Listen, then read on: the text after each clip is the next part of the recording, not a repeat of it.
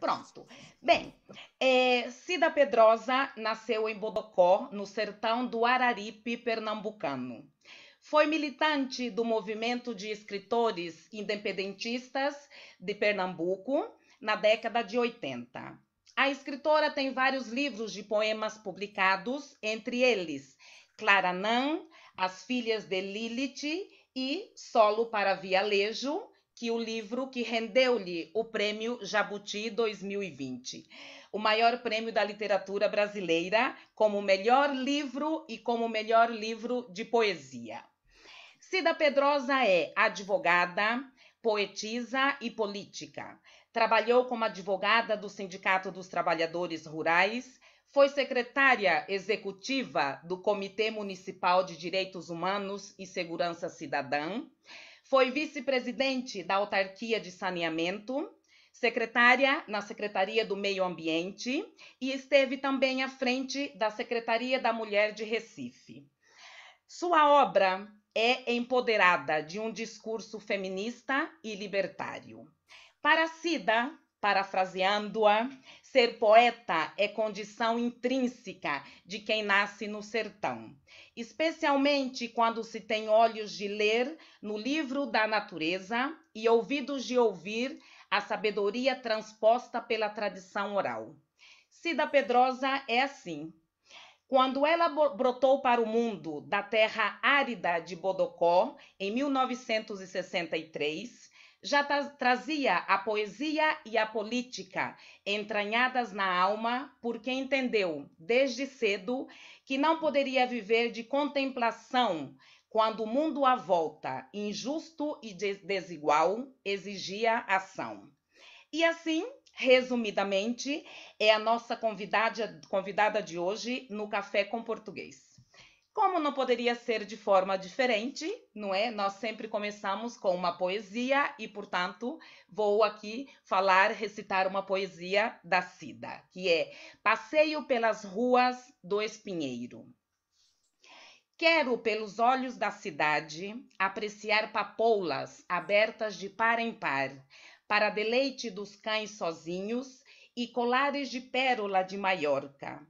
A pressa atropela a solidão do homem, que vende pipoca na esquina. O vento do carro levanta a saia da moça lilás para a felicidade dos operários, já libertos do andaime e da rigidez das horas. Quero, pelos olhos da cidade, sentir cheiro de pão e de fuligem, de brisa e de cimento, e testemunhar o precioso instante em que o beija-flor afaga a papoula aberta de par em par. Muito bem, Cida Pedrosa, seja bem-vinda ao Café com Português e fique à vontade. Bela apresentação, viu, Carla? Primeiro, obrigada pelas palavras com que me apresentou, belíssimo. E adoro esse poema meu que você disse. Lindo demais. É uma gratidão estar aqui com vocês. Eu estou num momento de me aproximar cada vez mais de nossa língua, em vários espaços que ela ocupa. Termina aqui hoje, vou dizer de antemão aqui, pela primeira vez em público, que vão publicar 2 livros meus em Portugal. Ontem ficou acertado isso. Então, assim, a editora 25 de novembro vai editar o Solo para Vialejo e vai editar o Claranã. Então, assim, é uma honra muito grande estar aqui nesse momento, no momento em que a gente começa esse momento de estar ligada à língua portuguesa, e é muito bom essa troca. Estou à disposição de vocês para as perguntas que vocês quiserem fazer. Uhum. Bem, pois eu começo. Eu estive lendo algumas reportagens que foram feitas com você depois, né, de vencer o prêmio Jabuti. E assim, eu fiquei muito curiosa em saber como é que uma pessoa do sertão, não é, do interior, do sertão nordestino, recebeu esse prêmio, não é? Porque é um prêmio um prêmio reconhecidíssimo no Brasil e a nível mundial. Então, claro, ser do Nordeste, ser do interior e receber o prêmio Jabuti, o que é que significou para você? Primeiro, eu acho que é uma vitória da poesia, porque quando a gente pensa nos gêneros literários, a poesia é como se fosse sempre aquela que estivesse à margem. Ou seja, a poesia ela é como se fosse um gênero menos cuidado pela crítica, menos cuidado, pelo menos no Brasil, pelo marketing, menos cuidado pelas editoras. Então, ter ganhado o grande prêmio como livro de poesia, isso já é uma coisa incrível. A outra é de que eu estou dentro de uma outra centralidade. Eu costumo dizer que existe todo um processo colonizador que diz assim, no Brasil diz assim, o que é, vocês estão me vendo, me ouvindo? Sim. Sim, é mais ou menos assim. É como se aquilo que fosse da Europa, que viesse da Europa, é universal em detrimento do que é brasileiro. Aí, quando chega no Brasil, o que é do sul do Brasil, que é sul e sudeste, São Paulo, Rio de Janeiro, isso é universal, o que está no Nordeste não é universal. Aí, quando a gente chega no Nordeste, por exemplo, Recife, onde eu moro, é a praia. O sertão é o final do estado, é a área mais árida, mais agrícola, mais da pecuária. E aí, o que está no mar é universal em detrimento do que está no sertão. Então, é como se eu tivesse vencido várias etapas de conceitos colonizadores que criam centralidades que necessariamente não são as centralidades da cultura, são as centralidades que o poder cria para a cultura.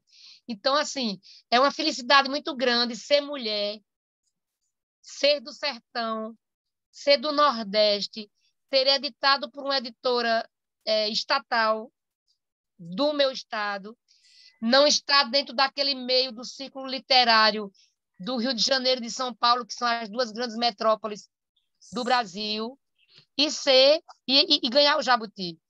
E, além do mais, de ter sido uma escritora alternativa por muito tempo. Faz muito pouco tempo que eu comecei a publicar por editora. Até então, eu mesmo pagava as brochuras dos meus livros e editava e vendia. Então, assim, tudo isso eu acho que tem um simbolismo muito grande. E o Solo para Vialejo, além disso, dessa questão deste simbolismo, deste prêmio para essas várias singularidades da minha vida e da minha história, o Solo é um livro de um único poema. E é um livro que beira um novo épico. É um épico moderno. E a crítica do mundo meio que bateu o martelo, principalmente no Brasil, de que o gênero épico teria morrido, que só teríamos agora o gênero lírico, o gênero em primeira pessoa, e etc, e etc e tal. Só que eu venho de uma região do sertão onde tem grandes narrativas em cordel, grandes narrativas em poesia popular, que são épicos populares. E o épico está entranhado na minha cabeça. Então, este é um livro que bebe no épico e no lírico, porque ele tem uma parte inteira, que é em primeira pessoa, e uma outra que também o personagem sou eu, mas é um narrador mais distante. E é um poema único que faz uma diáspora, né? Uma diáspora que sai do sertão para o mar, é uma diáspora ao contrário, é a diáspora dos negros e negras, índios e índias, e depois judeus, cristãos novos, holandeses, ou seja, todo mundo que foi rechaçado, perseguido no mar, que vai para o sertão e que lá se finca e finca uma nova realidade de cultura. Então, eu vou contando um pouco essa história, e na medida que vou contando essa história, nessa viagem de volta, vou colocando a minha própria história, a história dos músicos da minha terra, a história dos negros e negras da minha terra. E aí vou contando, contando. Então, é uma busca para dentro de mim, porque eu me entranho todinha no livro, numa história de mim mesma, em busca de mim, e também vou contando um pouco, botando o olhar sobre a história do próprio Brasil. Eu acho que é isso. Boa tarde, Cida. Você está me ouvindo? Sim, boa tarde. Você é linda. Eu sou a Encarna e fico muito contenta, muito contenta de as palavras que Carla, você mesma, vem de nos contar, porque é bem curioso que nas periferias, nos extremos, atopamos culturas comuns, sobretudo das mulheres. É curioso, é muito curioso, porque eu vivo na Galiza.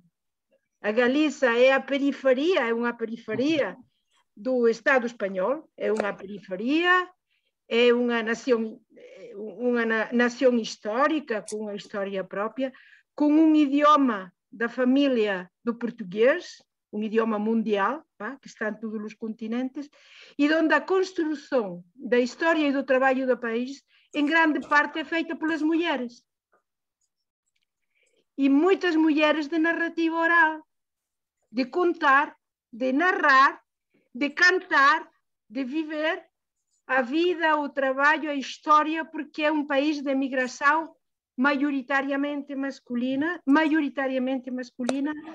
aos países da América e depois aos países ricos da Europa. Então é curioso, porque você, bom, é verdade que eu coincido muito com a trajetória de você. Eu também sou política, mas todas as pessoas somos políticas, todas, e sou feminista e gosto muito da poesia. E é verdade que em Portugal, na Galiza e no Brasil, há muita poesia feita por mulheres, escrita por mulheres, que em Galiza, neste momento, ao longo do tempo, da trajetória, houve na Galiza muitas mulheres poetas, que são as grandes poetas, as grandes poetisas da épica e da lírica galega, não somente da lírica, também da épica, da história dos trabalhos do povo. Então, eu fico muito contente e muito obrigada de conhecê-la e quero ler o seu livro. E parabéns, parabéns. Parabéns. Obrigada. Porque a força das mulheres feministas é a força do mundo que precisamos neste momento, que não é pouca. Olha, deixa eu lhe dizer uma coisa, que eu estou muito feliz de estar falando com mulheres da Galícia. Tem toda uma história nossa do sertão, de que a nossa poesia popular, oral, veio daí. Veio da Galícia aí, os cancioneiros, os cantadores. Não sei se vocês ainda têm aí a poesia de repente. Tem aqueles que fazem oralmente a poesia. Pronto. Este meu livro aqui, ó, Claranã, ele é todo feito de forma metrificada e é inspirado nesses cancioneiros do sertão. Então, que vem daí, vem dos judeus, dos judeus novos, né, dos cristãos novos, vem da Galícia, que também vem um pouco ali da Espanha, ou da França, mas é muito mais da Galícia, e dos mouros, né, que tem muito a ver os mouros aí também. Eu vou recitar um poema para ti, para ver se lembra do som daí. Eu vou recitar cantando, tá? Vou recitar cantando. Esse som ancestral que me consome tem raízes nas plagas sertanejas, me dá vida, catar longas pelejas, marca alcunha de bardo no meu nome. Cicatriz feita em carne jamais some, é a herança que trago dos meus pais, é a música que flui para os meus ais. Na viola tem sua resistência, na palavra o espaço de clemência, e martela o verso a pedir mais, e martela o verso a pedir mais. Os cancioneiros cantavam assim, nas ruas. Então, eu venho de um lugar que tem muita história oral. E minha literatura também bebe muito nisso. E eu estou muito feliz de estar diante de uma mulher política e também de estar diante de uma mulher feminista. Eu digo o seguinte sempre, que a história só haverá democracia no dia em que uma mulher não mais for abusada. A democracia só existirá de verdade no dia que nunca mais uma mulher sofrer qualquer tipo de violência de gênero. Enquanto isso não acontecer, a democracia está partida e ferida. E a nossa luta é essa, para que as mulheres possam, de verdade, terem seu espaço-tempo nesta terra e neste mundo. Então, eu já vou dizer um outro poema aqui para vocês, tá? Nessa linha do cancioneiro também. E vou dizer um poeminha para vocês que diz assim: numa noite de janeiro, Deus sentiu a dor do parto. Da gestação estava farto e se deitou no celeiro. Sob a luz do candeeiro, abriu as pernas, gemeu, sofreu e chorou no breu. E no raiar da manhã, na pedra do Claranã, o paraíso nasceu. A Pedra do Claranã é um lugar muito lindo da minha terra, que para mim é como se fosse a minha linha do horizonte. Vocês estão me vendo? Meu celular não está bom. Vocês estão me vendo direitinho e me ouvindo? Sim. Sim, sim. Olá, Cida. Eu sou Inma. Também estou na Galiza. Eu li 2 livros seus, o de Gris e mais o de Estécia. Eu gostei muito. Gostei muito de toda a questão da subversão, contra o patriarcado, contra a colonização do corpo da mulher. Eu gostei também imenso desse diálogo que você faz entre a cidade e a natureza. Como a crueza da cidade, quando fala do São Paulo, da vida, não? Na cidade, mas sempre misturando essa natureza dos paxaros, das árvores, dos framboiás, dos jasmieiros. Gostei muito, imenso. Gostei muito do poema de Milena, que eu depois li, que foi o início do livro das Filhas de Lilith, que eu gostaria de ler, mas aqui não é possível, porque eu busquei... Me manda seu endereço que eu mando para você o livro. Como? Desculpa? Me mande seu endereço que eu mando as Filhas de Lilith para ti. Gostaria muito, porque eu li alguns poemas, em alguns estudos que... alguns estudos que se fixeron sobre o libro, e gostei dos poemas que ali estaban e como cada muller eran como mulleres reais, mais dialogando ca mitoloxía. E eu gosto moito de todos os mitos das mulleres e de todo, e de Lilith. Gostaria imenso, sim, se você me facilita o livro, porque eu busquei, mas aqui não se pode conseguir. Não é possível. Os livros do Brasil é muito complicado. Eu vendo no Amazon. Se você quiser, minha obra está toda vendida no Amazon e sou eu mesmo que vendo, para poder conseguir fazer essa relação. Se você procurar Cida Pedrosa no Amazon, está lá. Agora eu quero lhe dizer que eu amei o que você disse sobre Gris. Que coisa linda que você fez a relação. Quer dizer um poema para mim, de Gris? Como? Desculpe. Quer ler um poema para Sim. mim do livro Gris? Eu não, você. E Eu que leio. Eu posso ler muito mal, a ver se...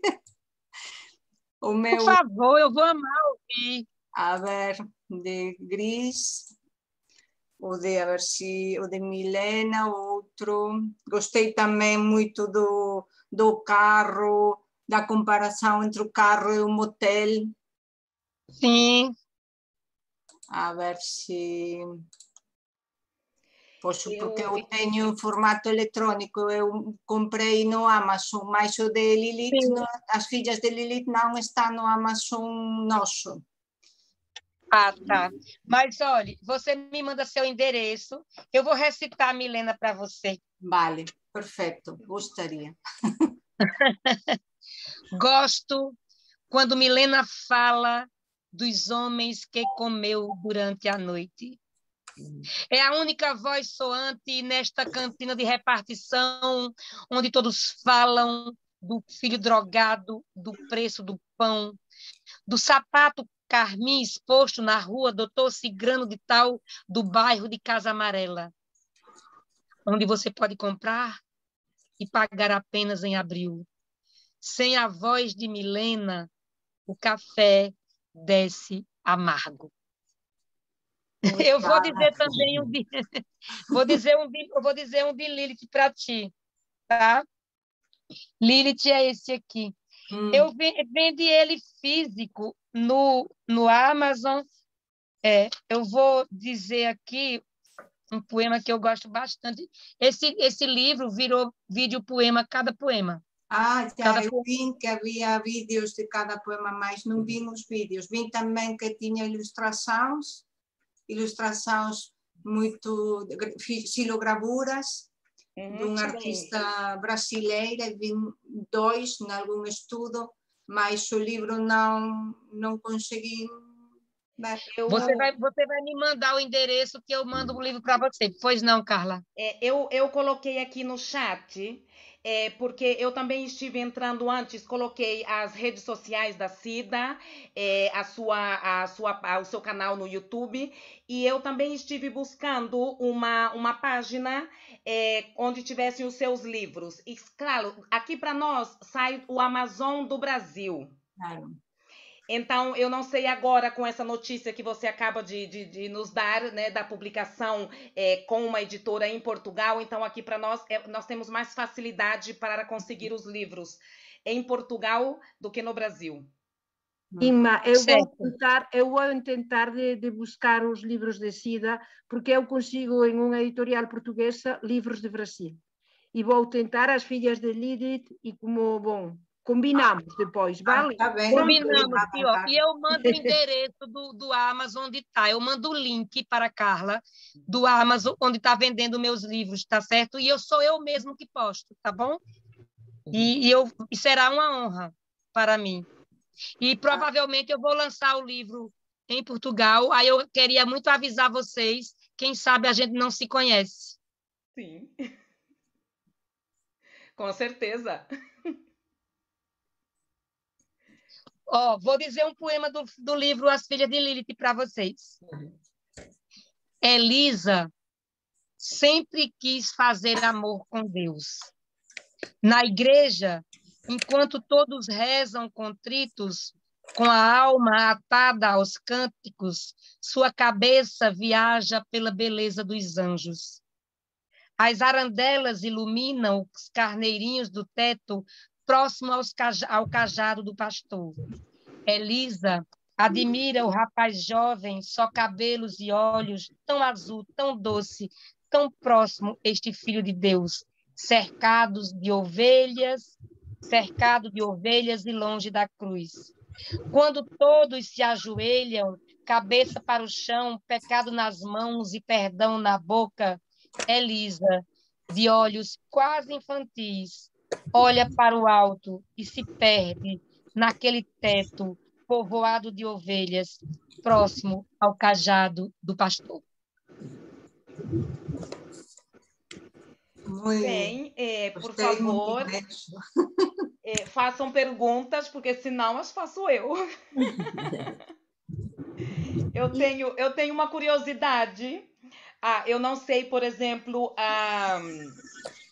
se vocês, quando eu li, não é, o título do livro, que era Solo de Vialejo, eu fiquei com uma curiosidade muito grande e confesso que eu não sabia, mas eu acabei por encontrar. Mas eu gostaria que você nos falasse o que é que significa vialejo. Gaita de boca, harmônica. E aí, bom, vocês podem ter perdido isso, mas essa palavra veio daí de onde vocês estão. Pelo menos consta nas minhas histórias que vialejo vem desta parte de Portugal e da Espanha, com esse nome, trazida para o sertão, que não chama gaita, porque vocês chamam ou gaita ou harmônica, não é? Harmônica ou gaita. No Brasil também é gaita. No meu sertão é que é vialejo. E tem muitas palavras ditas no meu sertão, que na verdade são português arcaico, ou alguma coisa do português da Galícia. São muitas as palavras, assim. Por isso que eu estou muito encantada de estar aqui com vocês.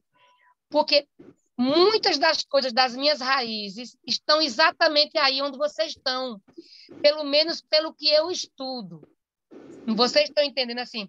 Minha mãe e meu pai usavam palavras que eu fui descobrir, por exemplo, a palavra meizinha, eles usavam, aí diziam, eles estão falando errado, porque eles são semi-alfabetizados, mas vem da palavra meizinha,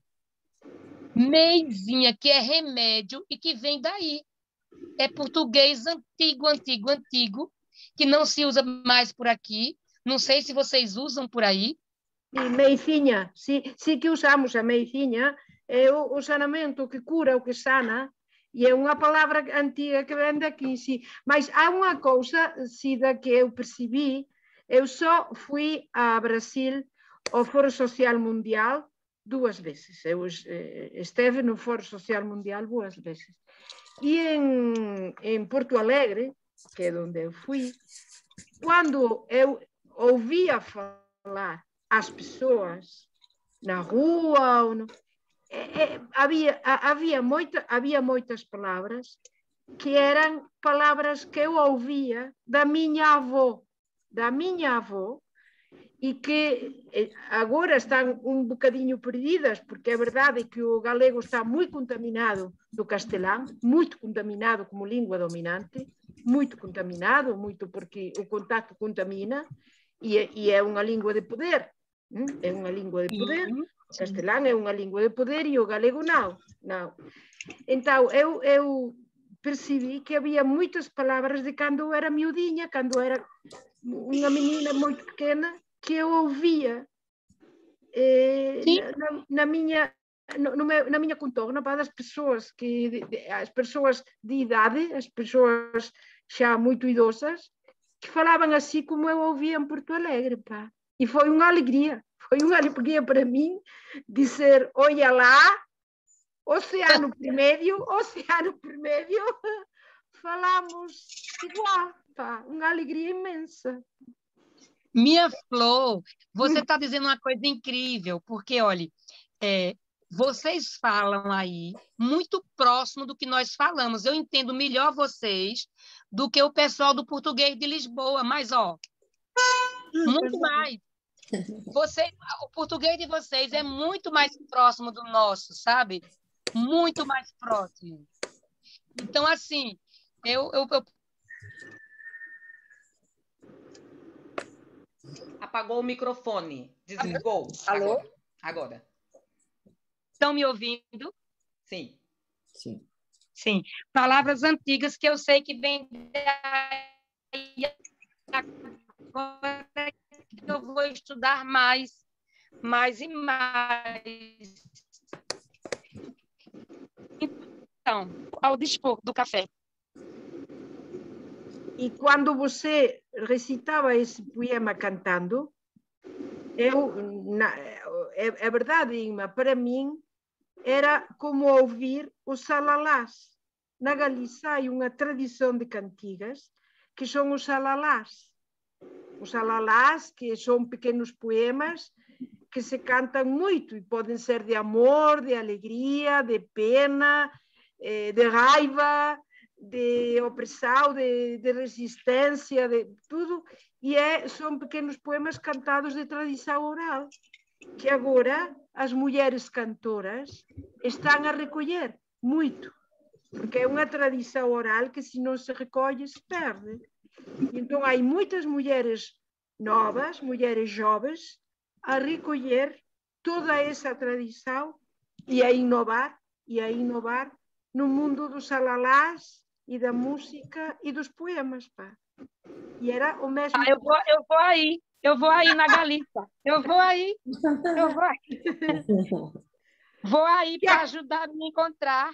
Que a Carla combine e pronto, ficamos. Pronto. Rápido. Eu quero lançar meu livro aí para conhecer essas histórias todas de perto, todas. Vamos quero ouvir. isso. É Xalala, é? O nome do poema é Xalala.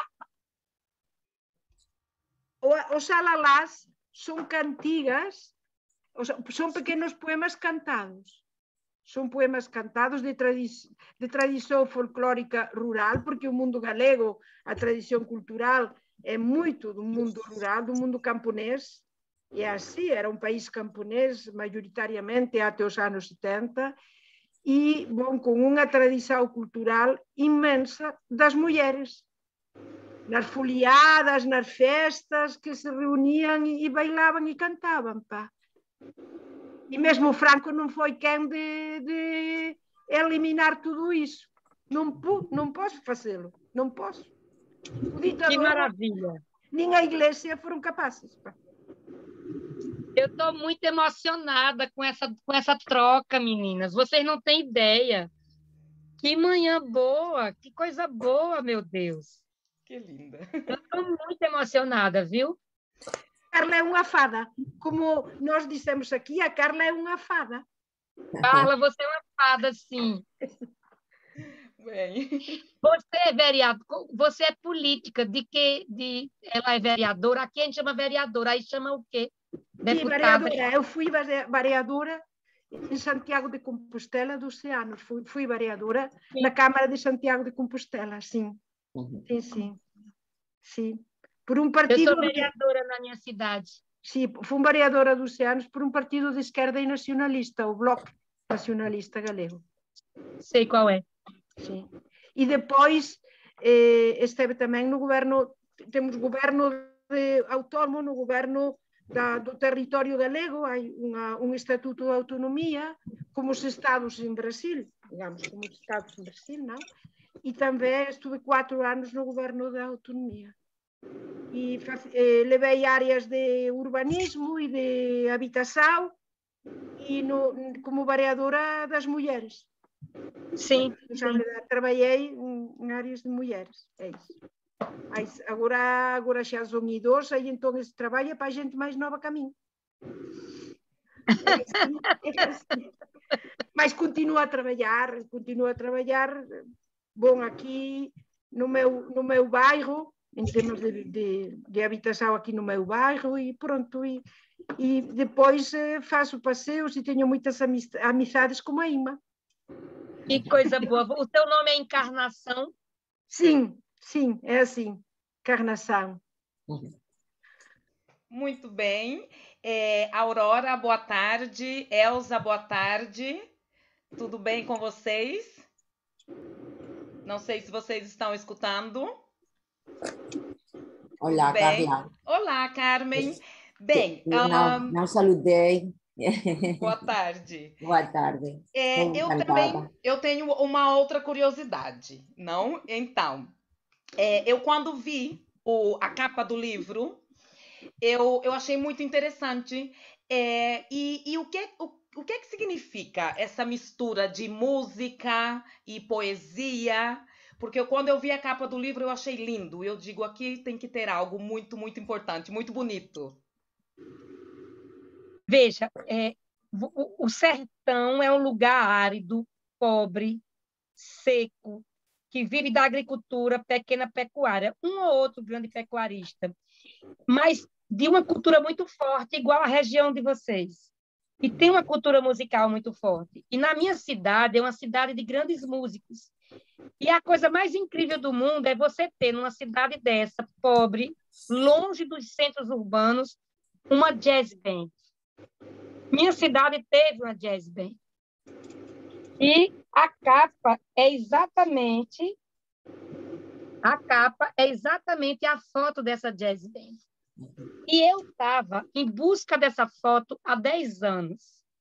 O filho do maestro, que ainda está vivo, o maestro não, o filho dele, fui na casa dele e disse, e eu estava escrevendo o meu livro, mas a foto eu procurava há mais tempo, eu procurava há 10 anos a foto, porque um amigo disse, Cida, eu vi uma reportagem, não sei onde, sobre as jazz band do sertão e tinha uma foto de uma jazz band de tua cidade. Eu digo, não, eu não sabia disso. E comecei a pesquisar.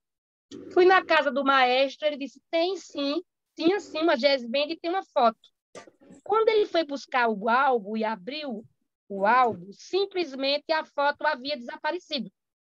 Ele disse, olha, alguém pegou a foto. Eu continuei na procura. Quando eu comecei a escrever o Solo para Vialejo, eu viajo muito para o sertão. Eu estava numa viagem para lá e estava cruzando o sertão para uma outra cidade, cruzando a Serra do Araripe, que é um lugar mágico. Por exemplo, na Serra do Araripe tem um bioma que se encontra igualzinho ao bioma da África, que é uma das provas que um dia os continentes foram juntos. O mesmo bioma, os fósseis de peixes que estão na África. Então, eu sou de uma região muito antiga, muito originária. Eu sou de um lugar muito originário. Aí, o que é que acontece? Eu fui para viajar para Petrolina, uma outra cidade, estava começando a escrever o solo, quando chego na casa de um músico amigo, e eu falo da foto. Aí ele disse, oxente, meu avô tocava nessa jazz band, e eu tenho a foto. Vocês não imaginam a surpresa, o deliciamento ao encontrar a foto. E a foto passa a fazer parte do longo poema, porque eu começo, além de contar essa história dos negros e negras, eu vou contando a história dos sons, porque a música brasileira é muito formada pela música dos portugueses, dos negros e dos índios. E essa mistura deu nessa música incrível que nós temos. Por exemplo, o shot. O shot veio para o Brasil de Portugal, que vocês chamavam chotiça. Só que vocês já tinham herdado a chotiça do alemão, que veio parar no Brasil. E o shot, no sertão, se transformou num ritmo que lembra muito o blues, e é muito dançante. Então, eu vou fazendo essas falas todas desse encontro das 3 raças. O meu livro fala muito deste encontro das 3 raças e denuncia também o julgo de como a colonização aconteceu. E aí, por exemplo, uma coisa que eu falo no meu livro, na jazz band tem 2 negros tocando banjo.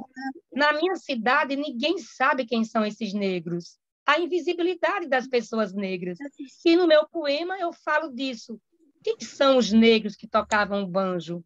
Cadê os negros que tocavam banjo? Então, existe uma intersemiose entre o meu poema, a foto e a música. Isso é muito presente na minha poesia, as relações intersemióticas. Por isso que As Filhas de Lilith virou filme. Eu misturo muito as coisas.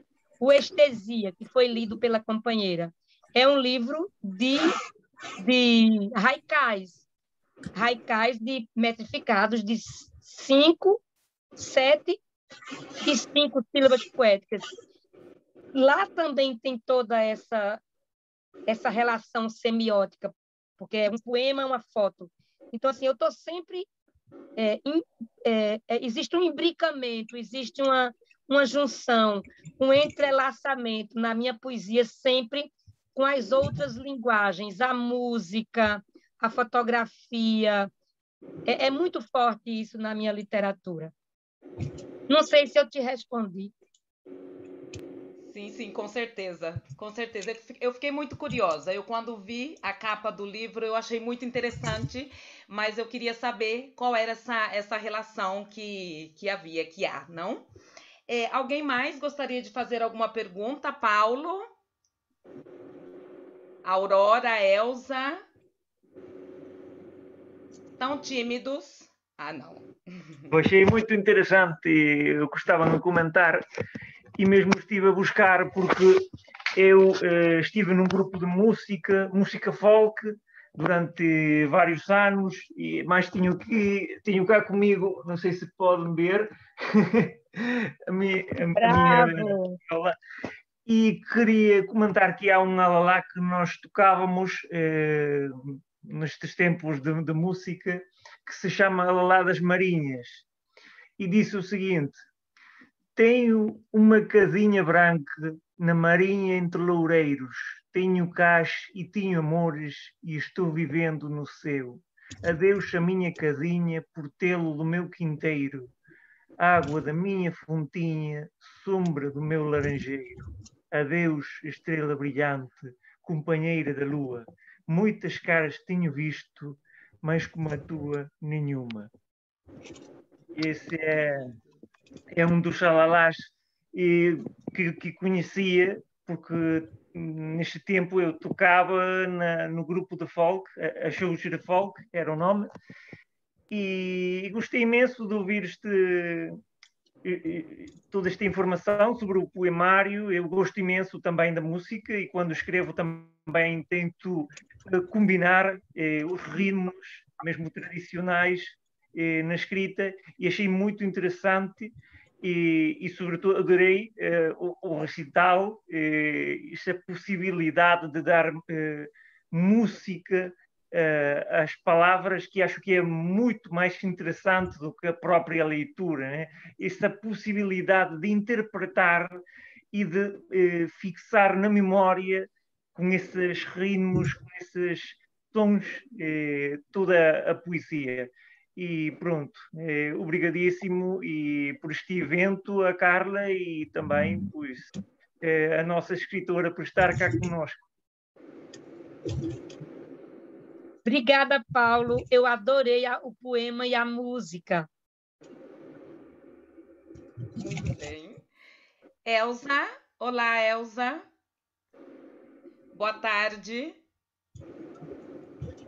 Eu acho que não está escutando. Bem, pois pergunto eu, não é? Pronto. Ah, eu gosto muito de falar, não é? Eu sou professora de português aqui. E eu gosto muito de proporcionar essas reuniões, esses encontros, porque eu acho que ainda há um desconhecimento em relação ao Brasil, não é? Talvez pela sua extensão, não saberia dizer, mas claro, nós temos Portugal aqui ao lado. E então, conhecer o Brasil é muito grande, é muito complicado, não é? Eu não conheço o meu país inteiro, mas eu gosto sempre de fazer perguntas relacionadas com isso, não é? Com a nossa história, com os nossos costumes, porque também é uma maneira de aproximar, não é, as pessoas da nossa variante da língua portuguesa e da nossa história e da nossa cultura, não? Eu não conheço o Nordeste, infelizmente. E então eu queria perguntar para você, por exemplo, como é essa questão da literatura de cordel, não? É uma questão que é muito forte. No Nordeste do Brasil, claro. E você acha que agora mesmo, atualmente, está tendo visibilidade no Brasil inteiro ou não? O cordel é uma poesia metrificada, segue uma métrica extremamente rígida. Ele pode ser feito em sextilha, ou seja, versos de 6 sílabas poéticas, ou no que a gente chama de setilha, que é versos de 7 sílabas poéticas. E também 6 versos e 7 versos. E o cordel Muitos cordelistas mal sabem, às vezes, escrever. Isso tem mudado muito. Hoje nós temos grandes cordelistas, mestres, doutores, ou seja, o mundo mudou e os cordelistas também mudaram. Igual você tem cantadores repentistas hoje, também doutores e mestres. Antes você encontrava repentistas que também sabiam fazer a poesia oral, mas não sabiam, às vezes, ler. Hoje é uma poesia que eu quero dizer que tomou conta, inclusive, da cidade. Hoje em dia você encontra bons cordelistas, pelo menos nas capitais do Nordeste, que publicam e que são respeitados.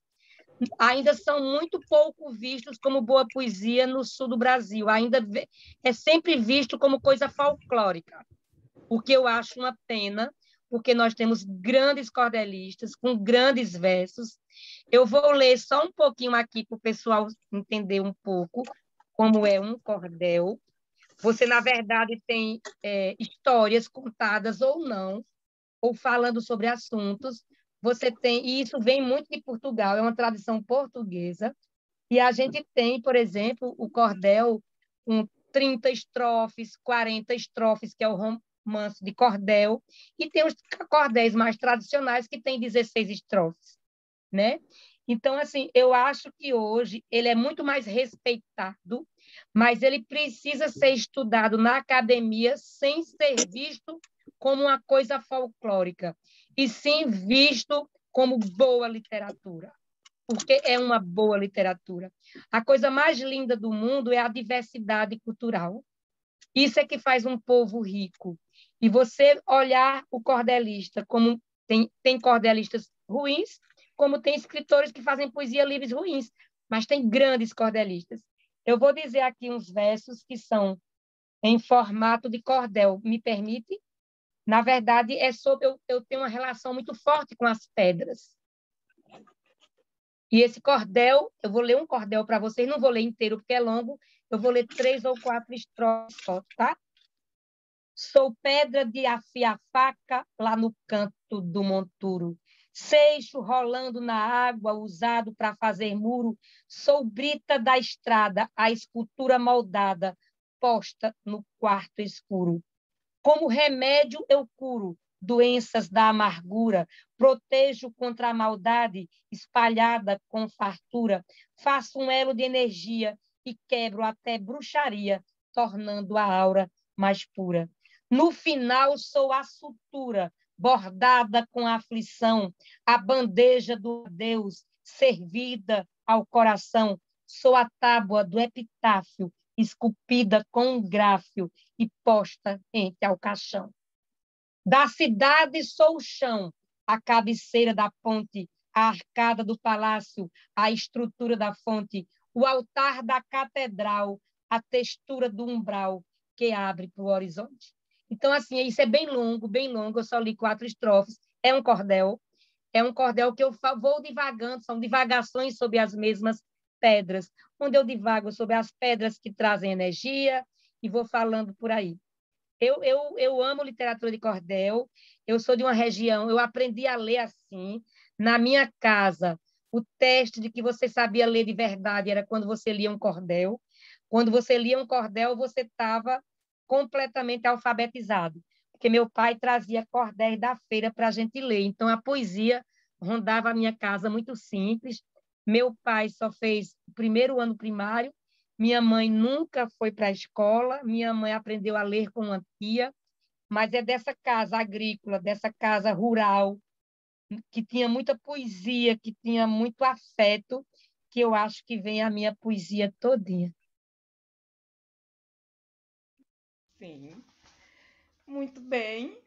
Carmen, quer fazer uma pergunta? Desculpa, só um momentinho. É que eu estou lendo o chat e o Paulo colocou que parece o Cantar da Queimada. Me explica o que é a queimada. Agora, eu tenho que ir aí, gente, eu tenho que ir aí. Pelo amor de Deus, eu tenho que ir aí. Eu não sei o que é o Cantar da Queimada.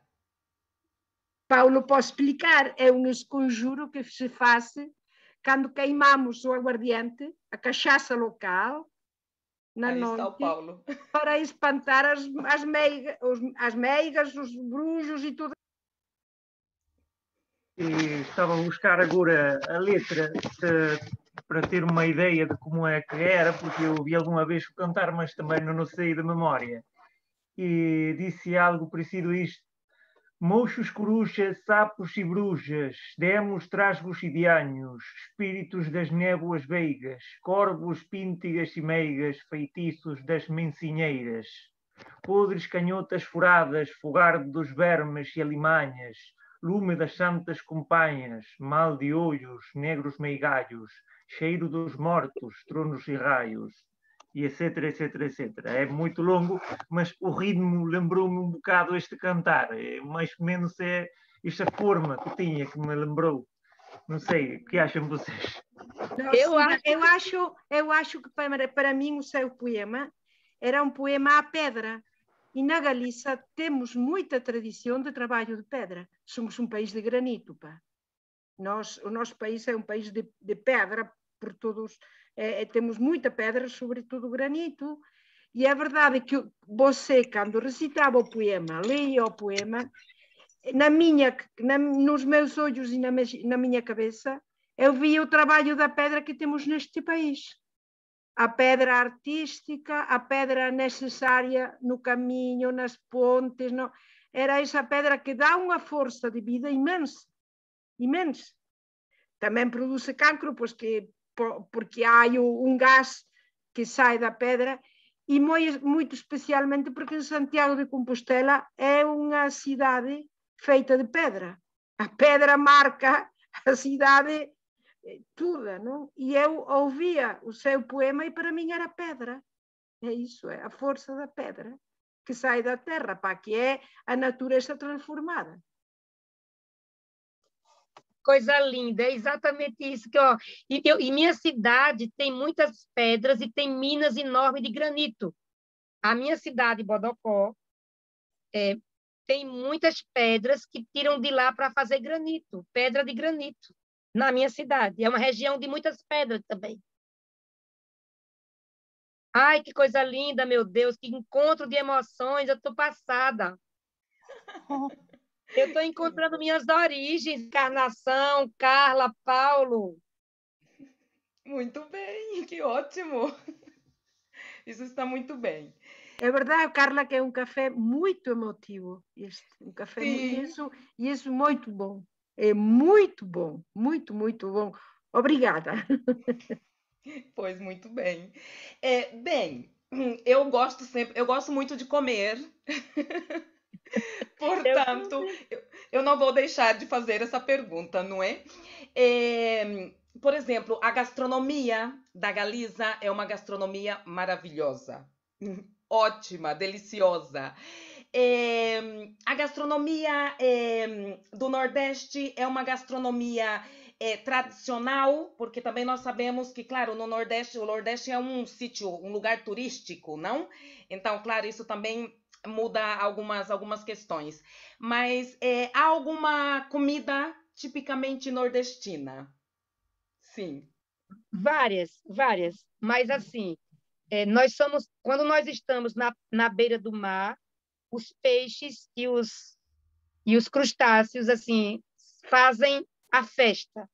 Então, quem vem para o Nordeste, para a beira do mar, enlouquece com as possibilidades da quantidade de peixes diferentes, de crustáceos diferentes, e a mistura dessa cozinha toda, com peixe, com crustáceo. Então, isso é uma coisa incrível. Da região de onde eu venho, se come muita víscera. Buchada é uma comida de vísceras de boi. Se faz um chouriço de sangue de porco, por exemplo. Não sei se vocês têm isso aí. Sim, chamam-se morcilhas. As morcilhas fazem com sangue de porco. Sim que temos. Pronto. Nós fazemos também, chama chouriço, de sangue de porco. E nós temos no sertão uma coisa que todo mundo conhece, que chama carne de sol, que é carne seca. A gente pega a carne de boi, põe ao sol mesmo, literalmente ao sol, seca esta carne e você faz ela uma carne seca, que chama carne de sol, e se come com feijão, quando o feijão é verde na época da invernada, é maravilhoso.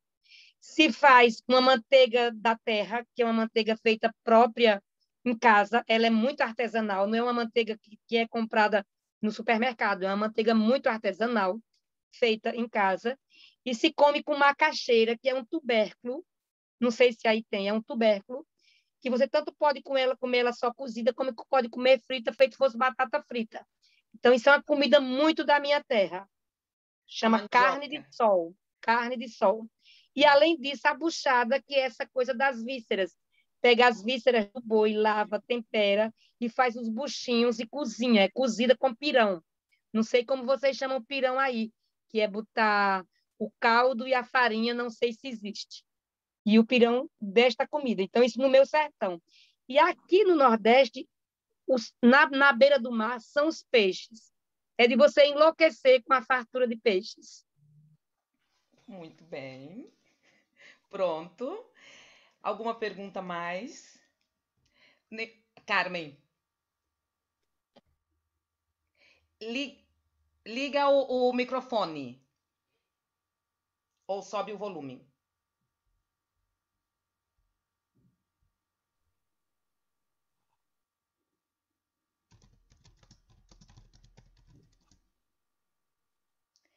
Eu acho que o volume está um pouquinho baixo. Eu acho.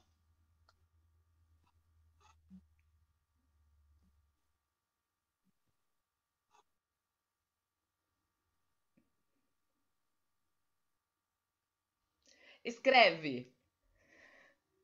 Escreve, exatamente, escreve. Muito bem, pois alguém tem mais alguma pergunta? Alguma curiosidade? Temos que aproveitar, não é todo dia que nós temos no Café com Português um prêmio Jabuti. Nós temos que aproveitar. E de sobremesa, Cida? Fazem sobremesas ou não? Sim, sim. Tem sobremesas muito... Eu comi algo em Portugal parecido, que é uma sobremesa que eu gosto muito, que é um doce de leite que leva ovo. É um doce de leite, mas que leva ovo. A gente chama aqui, digo já o nome, e tem rabanada também, que são pães velhos, que você pega e corta em fatia, você molha um pouco no leite, frita, passa ovo, frita e põe canela. Se chama rabanada. Se serve muito no Natal. Rabanada é o nome dessa sobremesa. E tem muitos doces de frutas. Os doces de frutas são coisas incríveis. Então, você tem doce de goiaba, de banana, de jaca. Os doces das frutas são coisas maravilhosas. E tem uma sobremesa que nós gostamos muito, que é difícil de fazer, duas, na verdade. Uma se chama baba de moça, que é feito com o coco bem verdinho. É um doce feito com coco bem verdinho. Aquela parte do coco dentro, ao invés de pegar ela dura, seca, faz com coco bem verdinho, chama baba de moça. Né? E tem uma sobremesa muito típica nossa, chamada quindim. Quindim. É um docinho de claras de ovos. Chama quindim. Eu vou levar docinhos para vocês. Muito bem. Bem, Carmen, já conseguiu? Não, é que antes sim, antes nós te escutávamos, mas agora não. Agora não escutamos. Muito bem, alguma coisa mais? Eu queria perguntar se aí tem gergelim. Desculpe lá, gergelim, que é o que é, cara? Gergelim. Sésamo. Sim, que há. Na Galícia não se usa muito, é muito recente, há pouco tempo que o sésamo, porque é uma semente, muito pequenina, que é de origem árabe. Pronto, exatamente. E na Península Ibérica há tradição de doces árabes muito no Natal. Muito no Natal. No Natal, está muito estendido. E o sésamo agora, sim que na cozinha entrou, pá. Entrou o sésamo e existe para saladas, para sobremesas, para si é verdade. Mas a tradição árabe na Galícia era o azeite, o azeite mesmo, porque na Galícia havia árvores de azeite, havia olivares. Os reis católicos obrigaram a eliminar, mas havia uma tradição. E a amêndoa, que também que está na Galícia, há uma tradição em Santiago, que é a tarta de amêndoa, uma torta de amêndoa, que é uma tradição de origem árabe também, e os amendoados, que são sobremesas que muito de convento, de freiras, tá? Muito de convento, de freiras. É assim, porque há muita tradição de cozinha e de sobremesa de freiras. O sésamo é muito recente, não é assim, mas... Eu perguntei porque no sertão a gente planta e eu sabia que essa origem era árabe, de mouros, e eu pensava que vocês tinham pego isso também, porque por aí tiveram muitos mouros por aí também, não? Sim, sim. Posso falar, Carla? Sim, Carmen, por favor. Ora, sim.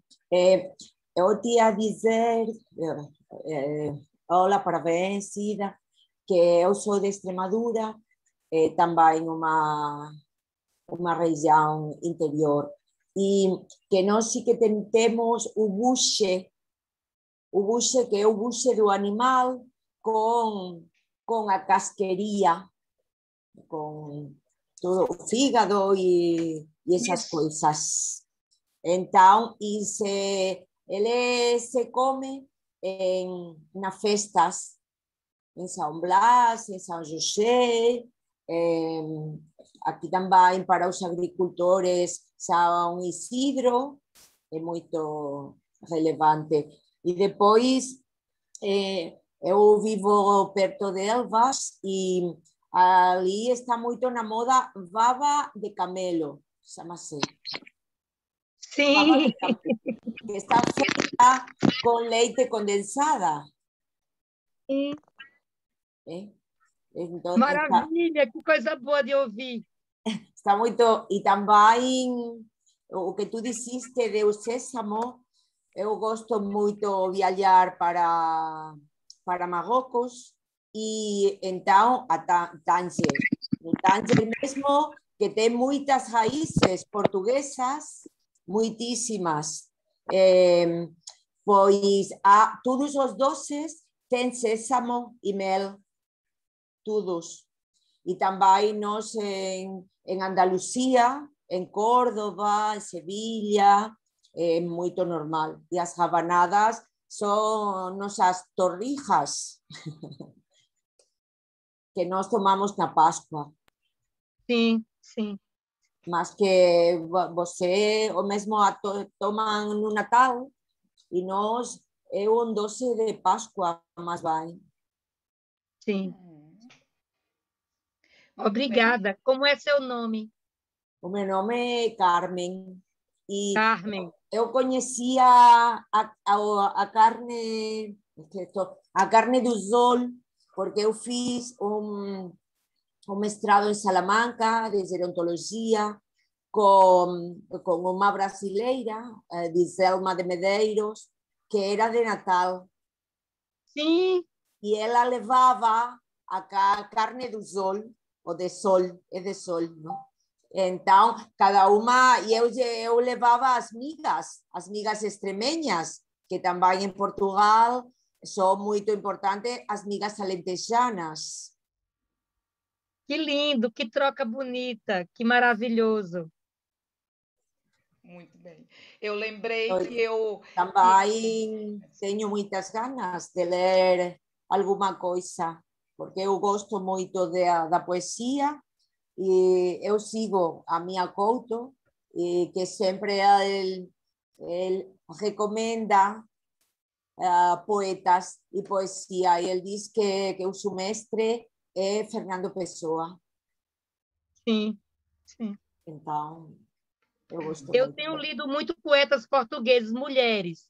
Sim, sim. Eu estou lendo uma mulher chamada Judite Teixeira, que é uma feminista, que escreveu muito, era muito adiante do seu tempo, contemporânea de Fernando Pessoa, mas ela ficou esquecida até a década de 70. De 70 para cá, começam a visitá-la novamente.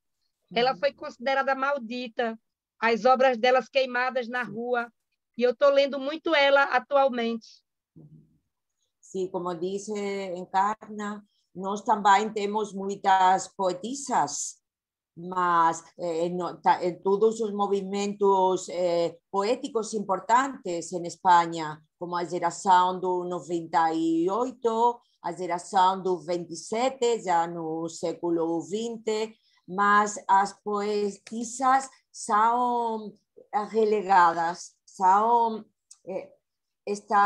lê menos e também os homens são mais importantes, como sempre.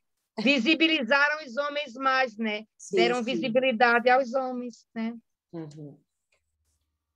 Sim, e a verdade é que, igual, o mesmo que em Portugal, as poetas todas da época da ditadura, mesmo agora, e máximas se eram feministas, mesmo as do 25 de Abril, que havia mulher, é agora que começam a Sofia de Mello. A Sofia Braine, né? A Sofia era... E mesmo a portuguesa, a brasileira Clarice Lispector, é agora. É agora que conhecemos, que lemos, como todas as poetas da época da Segunda República no Estado espanhol, é agora, porque elas foram exiladas e a sua obra não se recuperou, publicada no México, e agora começamos a ler e a conhecer mesmo, não? E com as portuguesas, eu acho que, pero mesmo mais recentes, portuguesas de todo o movimento do 25 de Abril, é agora que começam a falar de mulheres dessa época. Bom, e é muito importante lê-las, divulgá-las, conhecê-las, visibilizá-las, falar delas. Pá. Os homens já falam deles todo mundo, pá. Eu concordo inteiramente, Encarnação. Eu estou apaixonada pelas cartas marianas, viu? Pelas novas cartas marianas. Sim,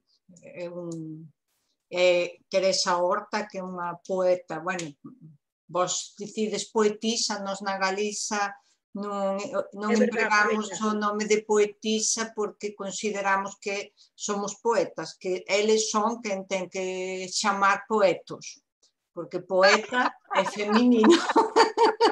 Entón, aquí nós non dicimos poetisa, na nosa lingua non se quer utilizar ese nome para as mulleres.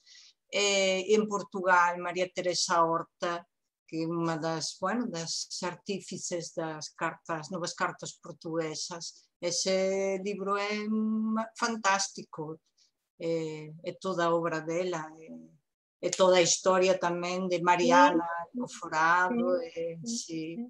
E agora hai moitas poetas en Portugal moito boas tamén. Eu adoro unha que é moito nova, que se chama Cláudia R. Sampaio, non sei se coñecen. Non, coñezo non. Ela é poeta e artista tamén, é pintora, e ten unha obra moito interesante. E é agora que está así, non é moito coñecida, que comentábamos tamén que as mulleres que escreven sempre están menos visibilizadas, aínda que a súa obra sexa boa, mellor incluso que a de moitos homens que escriben, mas é así. Aquí na Galiza temos poetas mulleres moito, moito boas que se unen en sororidade, entón fan a luita común e bueno, eu acho que están sendo visibilizadas por esa unión que hai entre elas de reivindicar a súa obra máis a obra das outras. Entón, elas sempre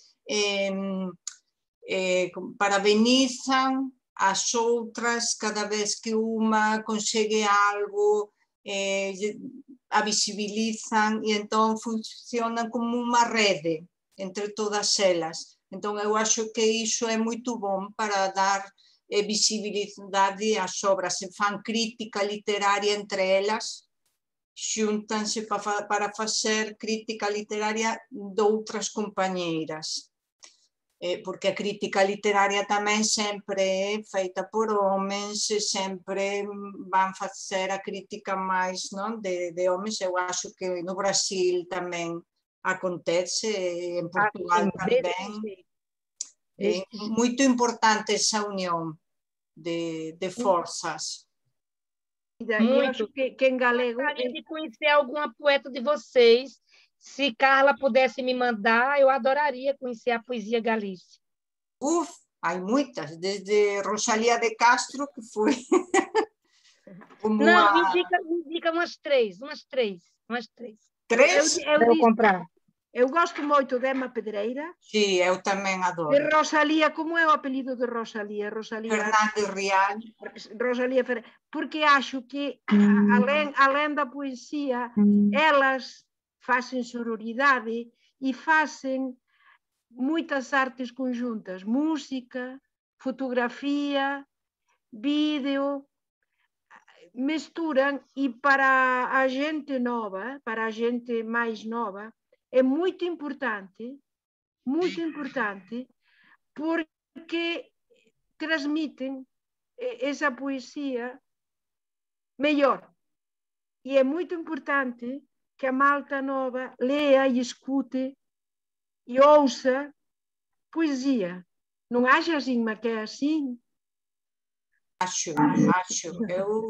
Eu concordo com Encarna que Emma Pedreira é uma das melhores que hai hoxe, porque é unha autora que é poeta, é narradora, ensaísta, fai tamén collage, ten unha obra con moita forza, moi reivindicativa, moito tamén da tradición das mulleres, das avós, de todos os rituais, e é unha autora moito recomendável. Temos moitas, é moito difícil, porque despois podes gostar máis dunha, doutra, mas eu acho que hoxe en día é das que teñen unha obra máis potente e ampla.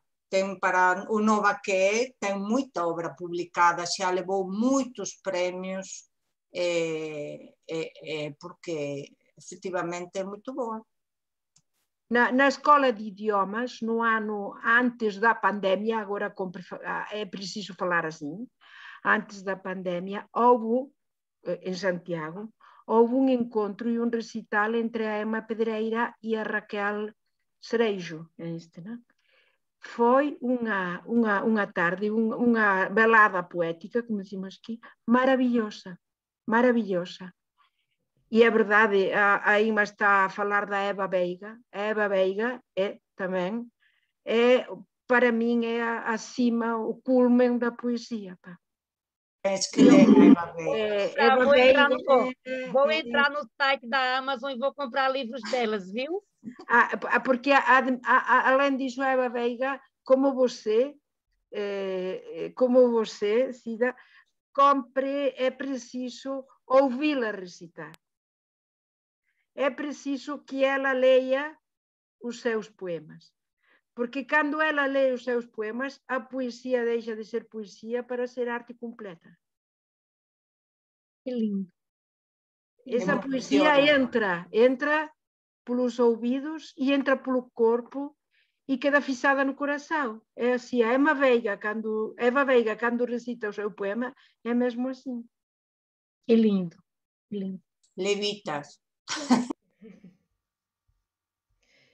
Muito bem. Pronto. Alguma perguntinha a mais? Alguma curiosidade? Hoje, com meus... Carla, só dizer que pode ser que a Eva Veiga, essa poesia saia, é uma mulher que teve que afrontar a morte.